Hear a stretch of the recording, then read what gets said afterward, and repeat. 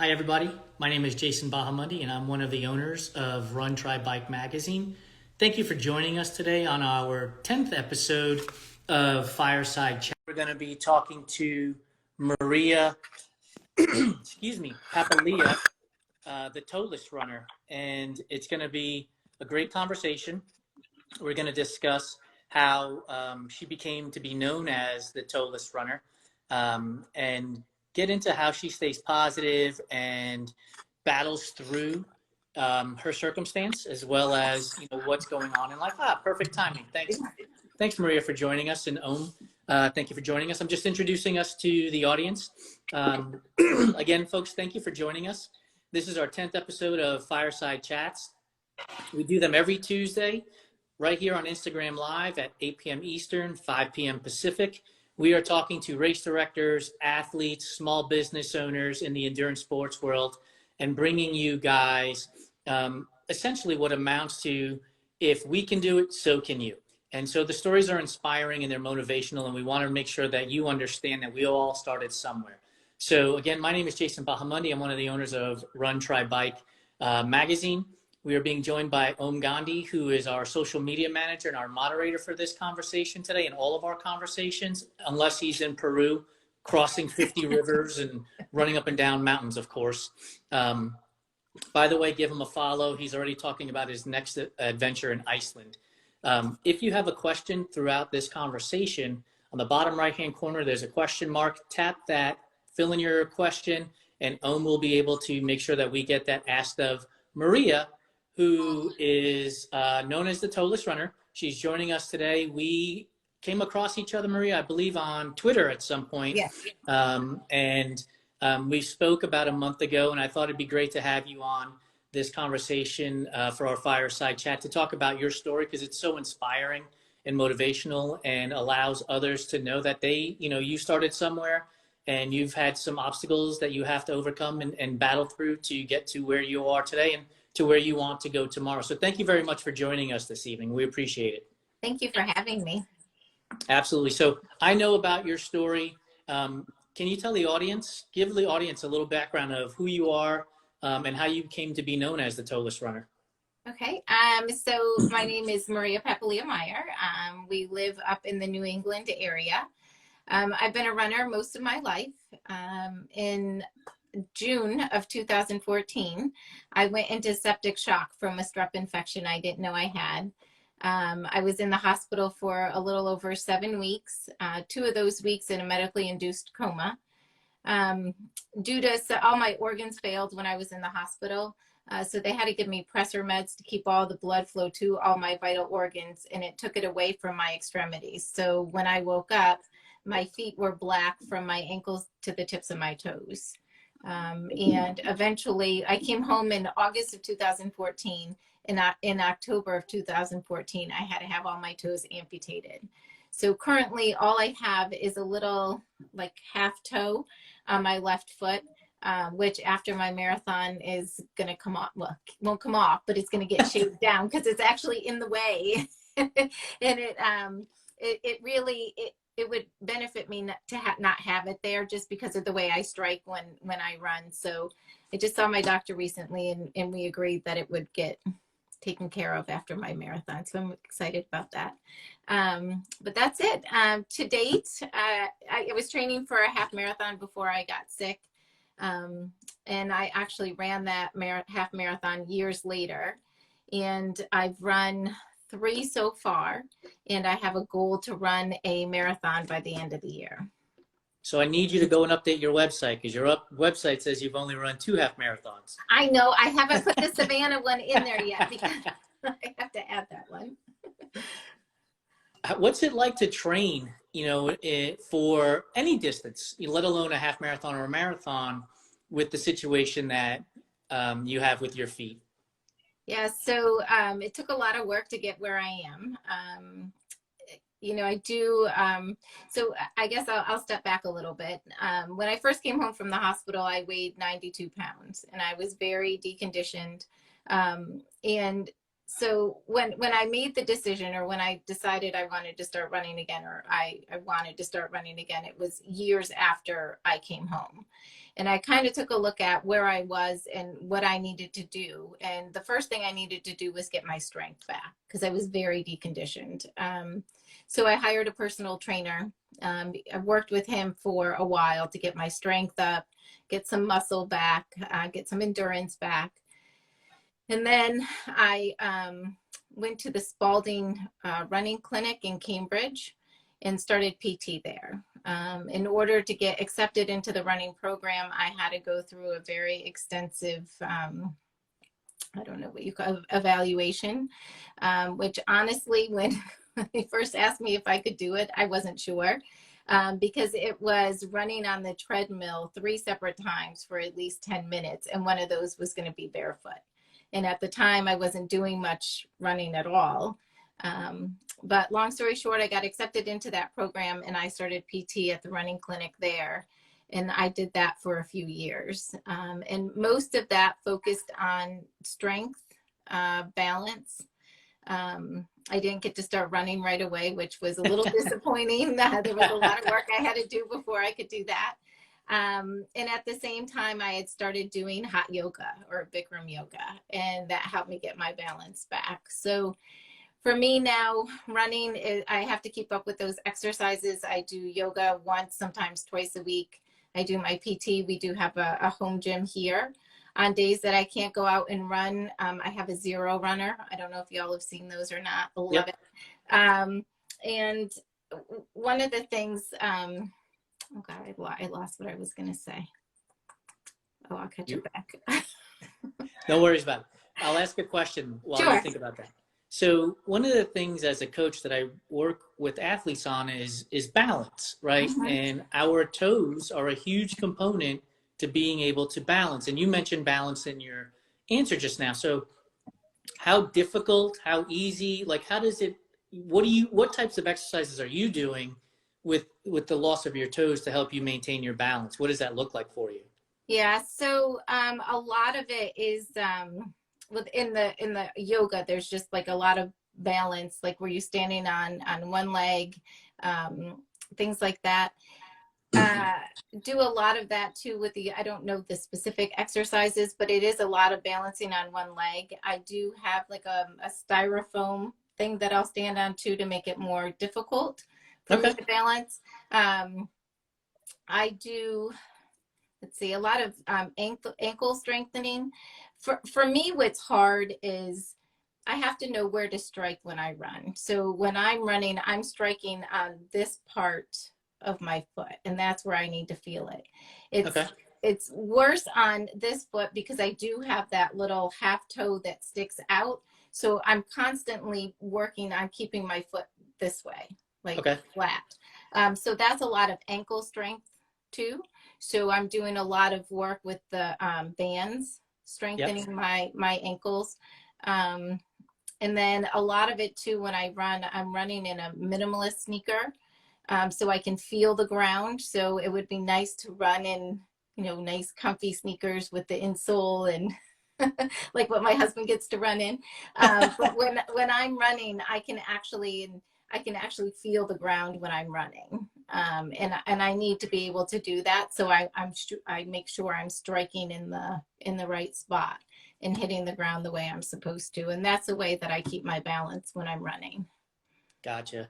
So one of the things that we love here at Run Try Bike is the positivity that we see from the community. If anybody goes to your website, they're going to see positivity. I mean, you have it everywhere, lots of mantras.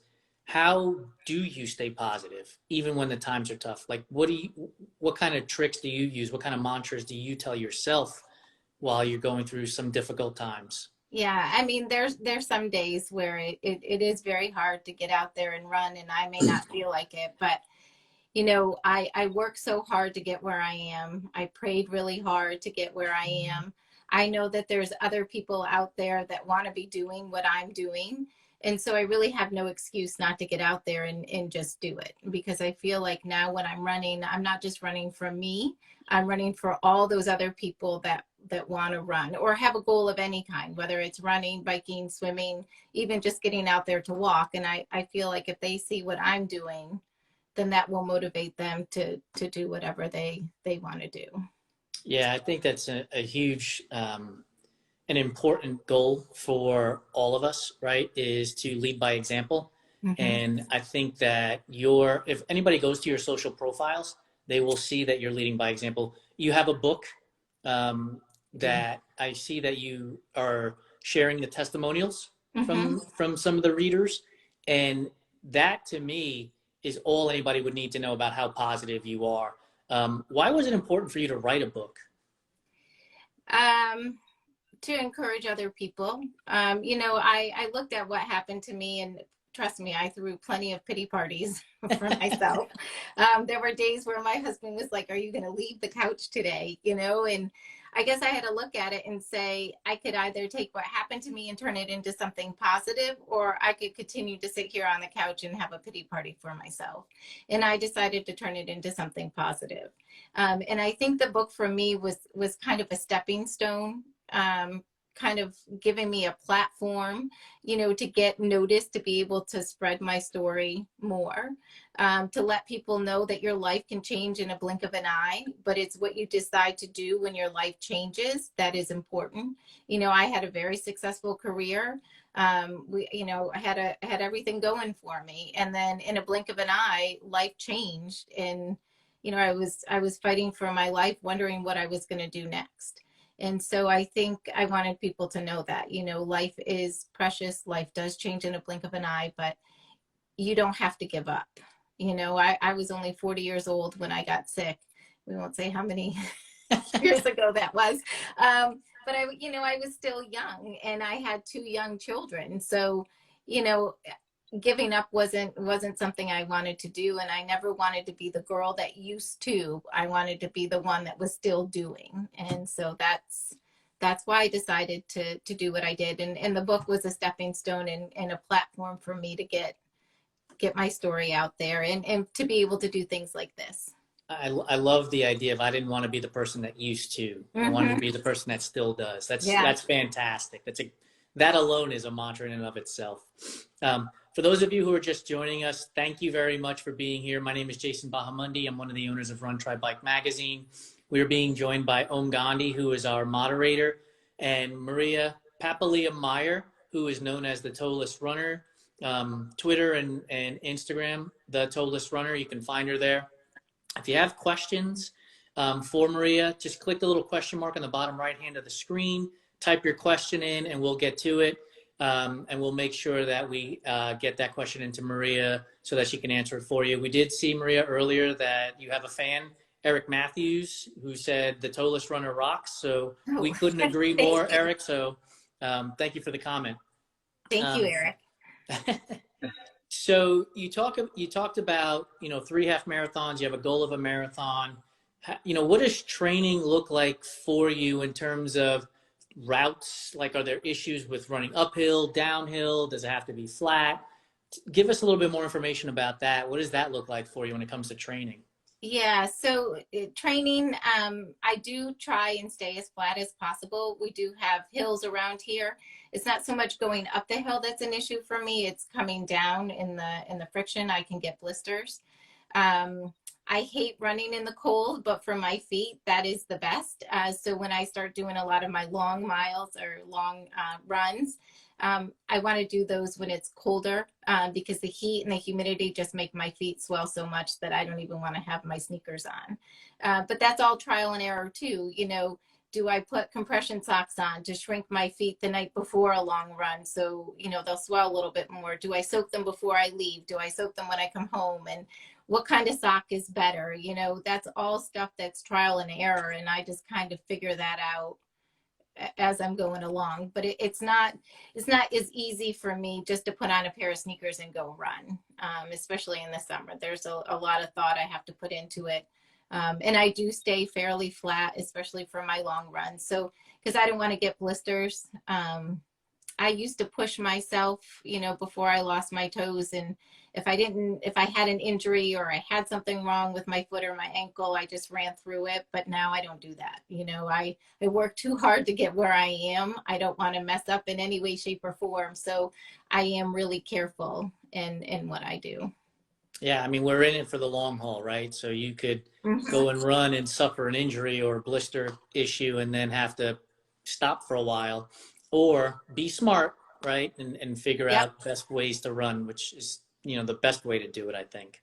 And that's why I'm giving myself a longer training period, you know.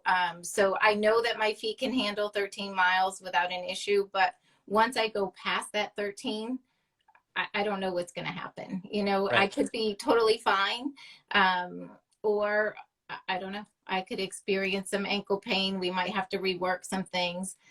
Sneakers are really hard for me to find, especially when the manufacturer makes just a slight update. Somebody else might not, you know, it might not matter to them, but I know in the sneakers that I run in now, I run in topos, which is nice because I have a nice wide toe box. Right. And it's not a zero drop, but it's a low drop shoe. But when they made the adjustment to the new one that I have, where it angles, or they have like a slight, I don't even know what you call it, but it causes my foot to roll just a little bit because of Okay. where it is in the shoe. So I did try their zero drop shoe, which I love, and it's much easier for me to run in, but it's hard on my feet. Like, it's good for 3 miles or, you know, a short run, but the longer distance, it's not good. Yeah. So all these things, you know, I'm trying to figure out, and it's all trial and error for me. Excuse me. So you mentioned, compression socks, shoes. Like, have you found a combination up until this point? I know going past 13 miles is still a question mark for you, but have you found a combination that works for you? And when it does, how long does it last? I mean, are you then going back and trying something else again to keep tweaking along the way? I do, especially in the summer. You know, I do have a pair, I think they're Under Armour gripper socks that are good. And then I have a certain way that I can lace my shoe that helps a little bit with my foot moving. But in the summer, I might get a blister using those. So my therapist, and I can't think of the name of the sock off the top of my head, but they're a good sock that's supposed to help prevent blisters. And those are good. But if they're shrunk too much and I wear those socks, then they move around too much in the shoe. So they have to be swollen to a certain point in order for that Oh, to. wow. So sometimes it varies day by day, week by week. You know, a shoe combination, sock combination that works this week might not be the best next week, you know? So it's just, it's continuous, you know, it's every day is different. Every week is different. So you mentioned your husband and how he runs in a much more cushioned shoe. Is he your support system? Because I got to imagine if it was me and every week I'm going through an issue of, oh, this sock doesn't work for me this week, or this shoe doesn't work for me this week, the frustration would just continue to mount. Yeah. So, you're a very positive person, but we all have our days, right? Yes. Is your husband the support system that hears about this when these things occur? And who else is your support system? What else do you rely on? He is. He is, and he's understanding. We also do a lot of running together, which is good. And some days where I don't feel like going out, he's out the door and come on, let's go. And my physical therapist at Spalding, Lindsay, is phenomenal. Like, I always say that my trainer got me to the point where I could go to the clinic, and she's the one that got me running. And she is phenomenal. You know, she's a great support for me. Any questions I have, can ask her at any time. So they're the two main ones. Are you self-coached? Lindsay's kind of stepping Okay. in as yeah. So she, her and I, so I use the Zuma running plans, and I use the I'm working on the half marathon one now because I have a half marathon coming up in September, and I'll write out what my plan is. We'll go over it together when I see her. and then I write down what I actually ended up doing. But so her and I kind of brainstorm together and say, you know, like, if you're going to run today, then this is when you should do your PT, or when you should do your other workout. So we kind of map everything out. And then when I see her, I tell her how I felt with the plan that we had already put together, and then we tweak it a little bit. What event is coming up in September? The Zuma Cape Cod. I'm going to run that for a second time. And that'll be your 4th half marathon. It'll be my 4th, yeah. Yeah. And I asked my neighbor if she wanted to run the 10K, and she's like, let's just do the half marathon. And I thought, there you go. Why not? We'll give it a go. It's good training too, since I'll be training for the marathon. And right now, I don't know if any of your listeners have run it or not. We're looking at the Defusky Island. Where is that? It's close to Savannah. I think it's off the coast. It's in January, which would be perfect weather-wise for me. Yeah. So, and I think the course is fairly flat. So I just have to ask my friend Sarah what she thinks, and I think that's one of our top contenders. So I would imagine, based on what you need from a logistics purpose, right, that you must spend hours researching race courses to make sure that, you know, it's not too hilly for yourself. Would that be the case? Yeah, and I actually reached out to the race director, because for me, the marathon's going to be one and done. You know, I might do some more halves after, but the marathon, you know, the 26 miles, of course I say that now, who knows? I said that about the half too. But so I want to make sure I'm setting myself up for success. So I really want to have the conditions as perfect as I can, which means flat course, the weather's cooler, you know, so those are the two main ones, and that meets the 2 criteria. So you mentioned weather. So rain, like in blisters, like when you're running, do you avoid running in the rain then because of the way your foot might fit in the shoe, or does it not matter? I don't run when it's downpouring. Right. But yeah, if it's just like sprinkling or something, that's fine. Yeah. Gotcha. But yeah, the puddles, like running in wet socks, I think would be bad. Right. Yeah. And that's why I asked that question. Yeah. And so again, so now it's not just terrain, but obviously geography, right? And seasonal. Make sure that you're not somewhere during, you know, what would be like, I live in Phoenix and we're coming up on monsoon season here pretty soon, right? So you'd want to avoid that type of scenario too. So that's got to take a lot out of you as well, because you got to put in hours to train. You got to put in hours for PT, and now you're putting in hours for physical therapy. How do you balance all of this stuff? Because you're doing speaking engagements. You've written a book, right? I mean, do you have more than 24 hours in your day? I need more than 24. I get up early, and I am lucky that we do have a gym in the house where I have my Zero Runner. So on really bad days, if it's a running day for me, I can be on that, and a treadmill and a TRX and weights and stuff like that. So it is easy for me to go downstairs for an hour and do that. Sometimes before I go to work, I can work in my cardio. If not, then I just do it when I get home from work. But like today, I had a gap between when my daughter had to be picked up from cheerleading and I got home from work. So I went out for a bike ride. And then I was able to go out and do the second half of my bike ride when she said she didn't need a ride. She had found one home. So I use my time. You know, I don't watch a lot of TV, especially this time of year. We're always doing something.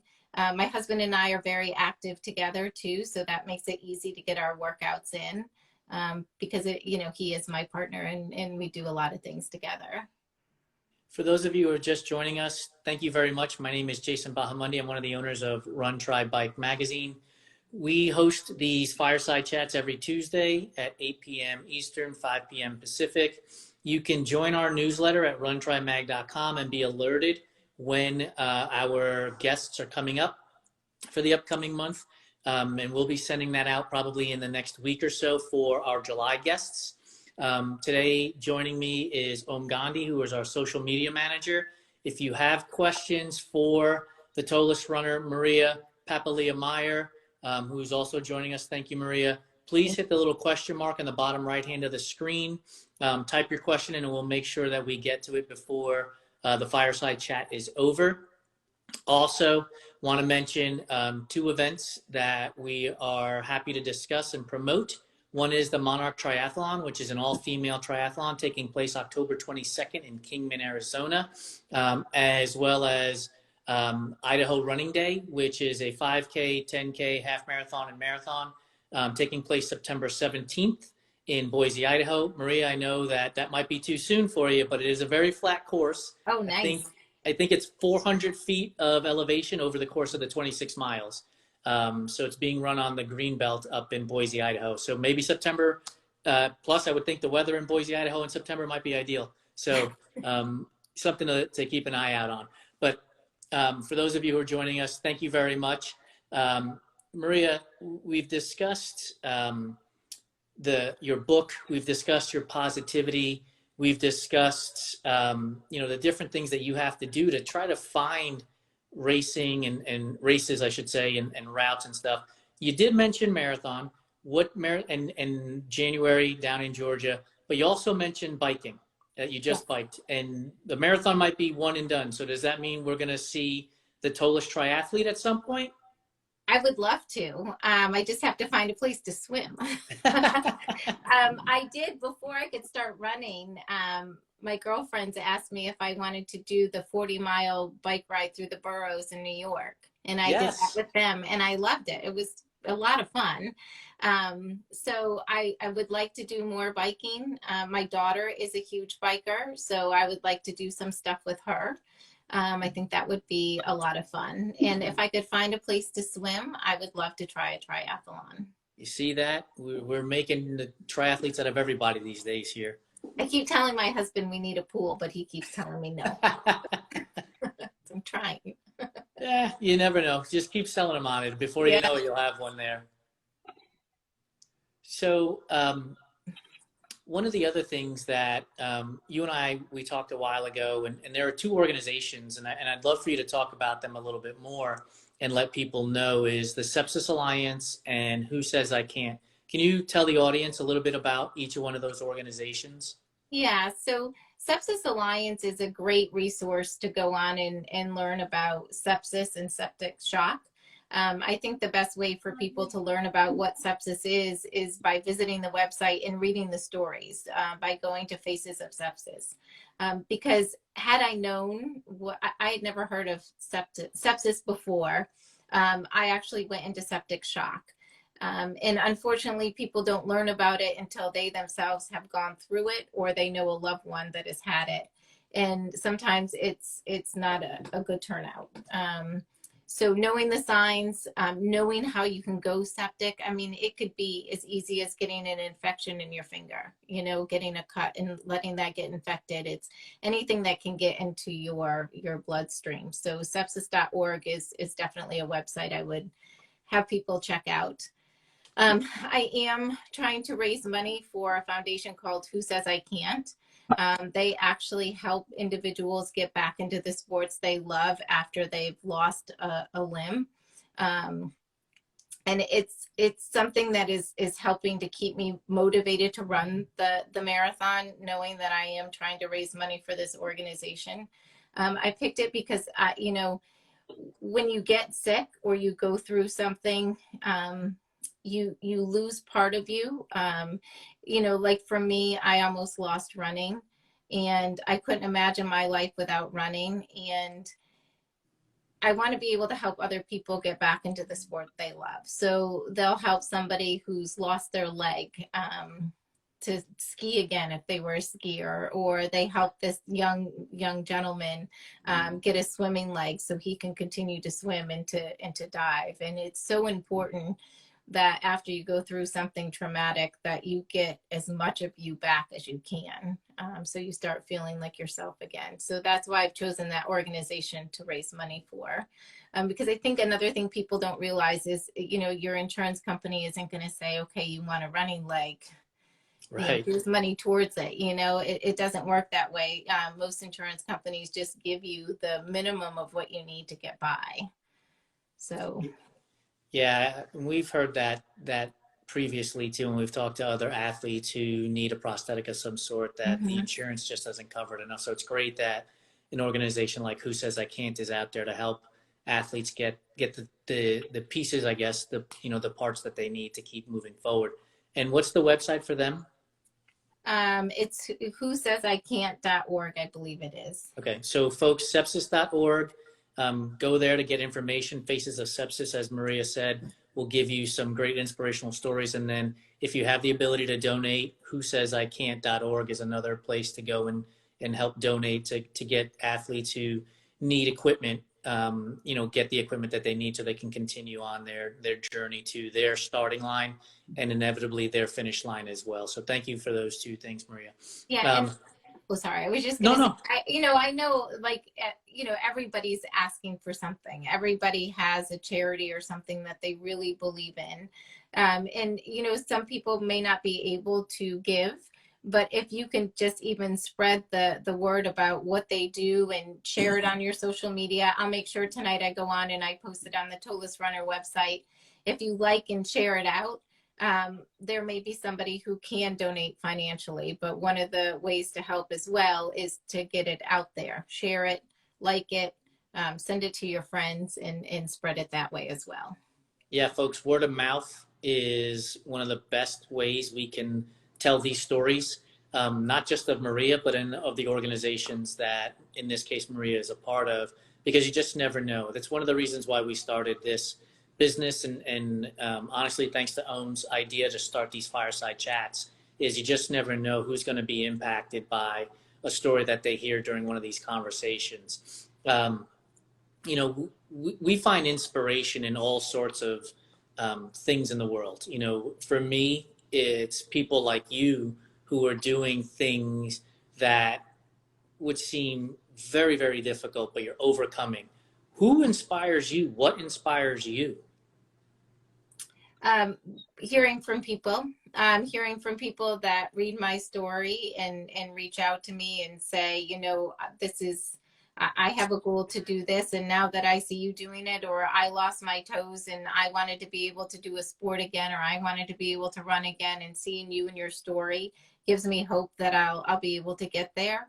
All those things keep me going and motivate me, because sometimes it's hard because you don't always get a lot of feedback on your webpage or right away on your social media. And then sometimes I'll say, oh God, okay, well, maybe it's time, I look at doing something else, like do this a little bit, but not as much as I'm doing it now. And then out of the blue, somebody will send me a thing in Messenger and say, I've been following you. And I'm like, okay, that's my cue to keep going, because people are really listening. But it's hard when you don't get that daily feedback. You know what I mean? Like that daily feedback. Like, we know what you mean.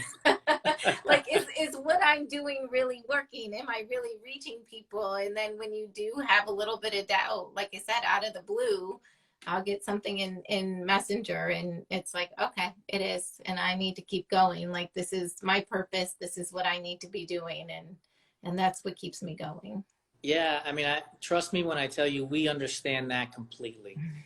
There are days, where we're having meetings and conversation and we've asked the question, is what we're doing having an impact?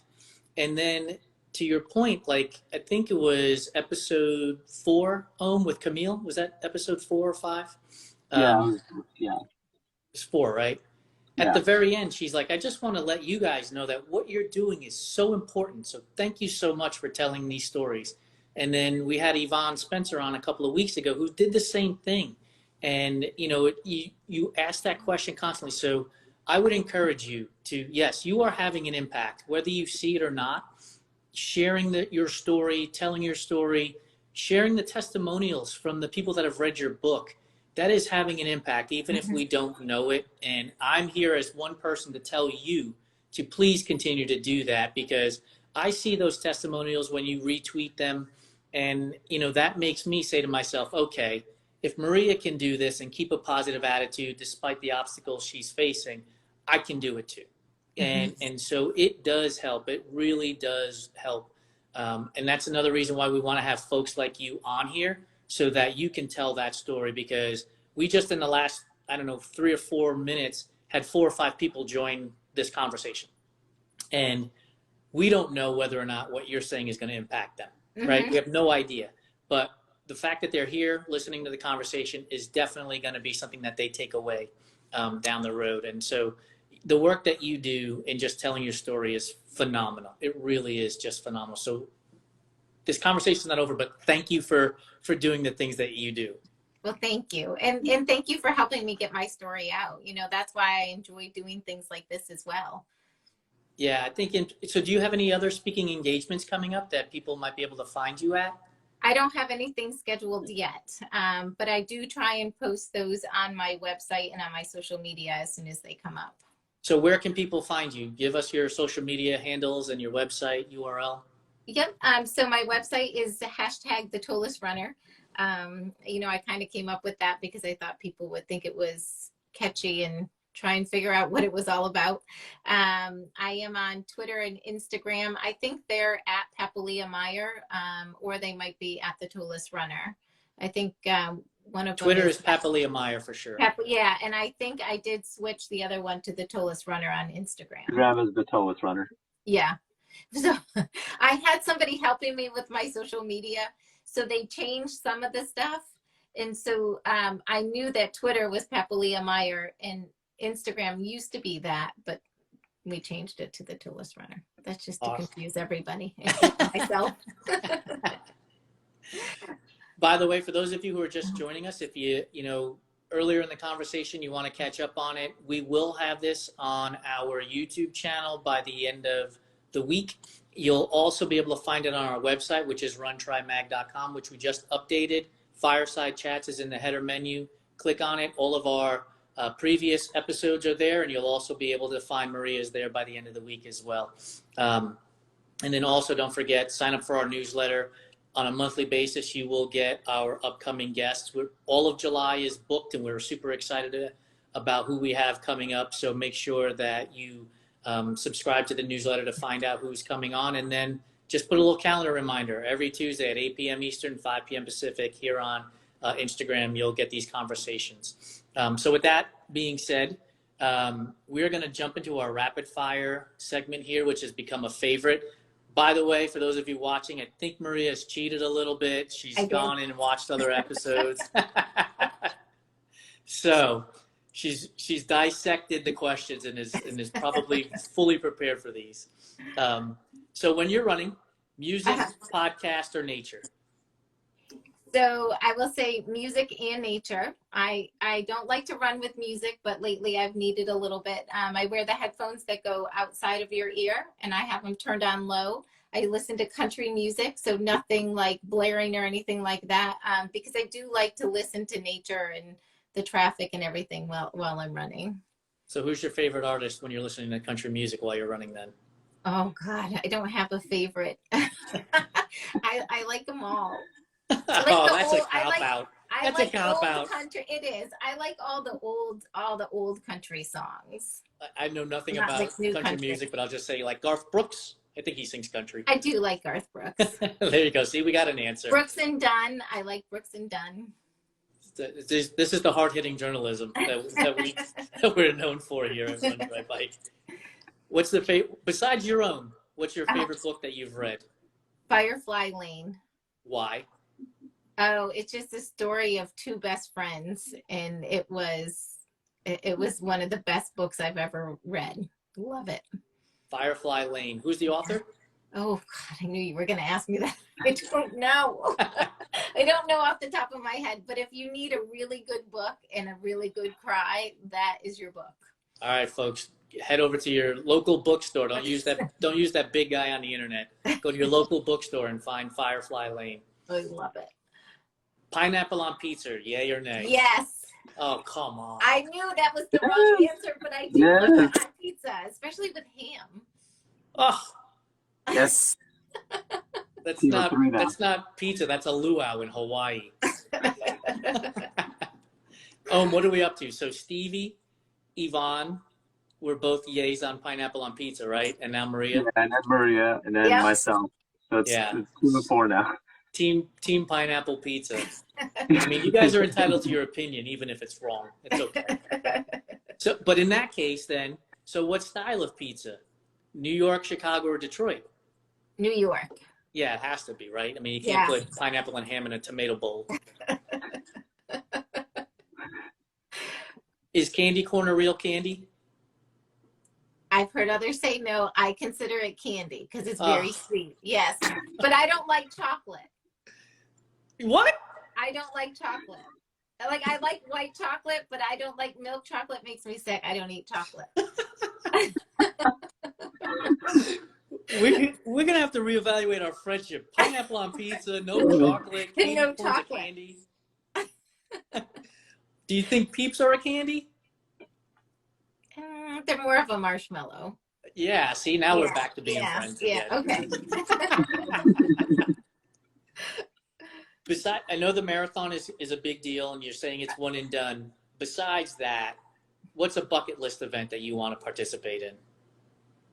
Oh, I don't know. I would like to try a half Ironman. I've heard a lot of people talking about them. But the missing piece for me would be the swimming. So I'd really have to encourage my husband to get that pool. You could always go to Ironman Chattanooga. It's a downstream swim. You know, just jump in the water and let the river pull you. And let it take me. Yeah. But I've heard a lot of people talking about them recently, and I would really like to try one. You know, maybe not this year since you're focused on the marathon, but the Monarch. The Monarch is another event that is a downstream swim as well. So maybe next year you can look into that one, and you won't need the pool. Just jump in and float down the river. You'll be fine. Favorite board game? Oh, I don't like board games. I don't like board games. No, Monopoly takes way too long. I don't. I'm not into those. Like, I'll play. I'm just not into them. Favorite TV show? The Neighborhood. I've never heard of that. What is that? With Cedric the Entertainer? Oh my God, so funny. We love that show. I have not seen that. Yeah. You know of it, Om? I've heard of it. Yeah, it's pretty good. Yeah, I like it. I think it's funny. I mean, it's a good half-hour show. Favorite movie? Actually, we just saw the new Top Gun movie. And that is awesome. Better than the original? Have you seen it yet? I have not seen it yet. Okay, I'm not going to answer. Okay. They're both really good. I will say that I did come home and watch the original after we went to the theater to watch that one. But that's one of my favorite movies. When you watched the original, did it match the love of it from when you originally watched it? Yeah, you know why? Because I think all the flying, the fighter jets and all that stuff, I think is awesome. Like, I'm just totally amazed by all that stuff. So yeah. You know, I recently watched Tombstone, and I gotta tell you, like, the kid that watched that 25 years ago and the adult that watched it today, I was so disappointed. I'm like, this movie is terrible. How did it get such rave reviews? Like, it was so bad. But I watched Top Gun, the original, the other day because it's been on, obviously, with the remake coming out. And it still met my expectations from when I was a younger adult as well. But anyway, Maria, thank you so much for joining us today. We really appreciate it. For those of you who are joining us, you can watch a replay of this on Instagram. It'll be on our feed as soon as we hang up here. Hang up, I'm dating myself, right? We don't hang up anymore. It'll be on our YouTube channel by the end of the week, which means it'll also be on our website by the end of the week. You can find Maria at #thetoelessrunner.com, as well as on Instagram, and then at Papalia-Meier on Twitter.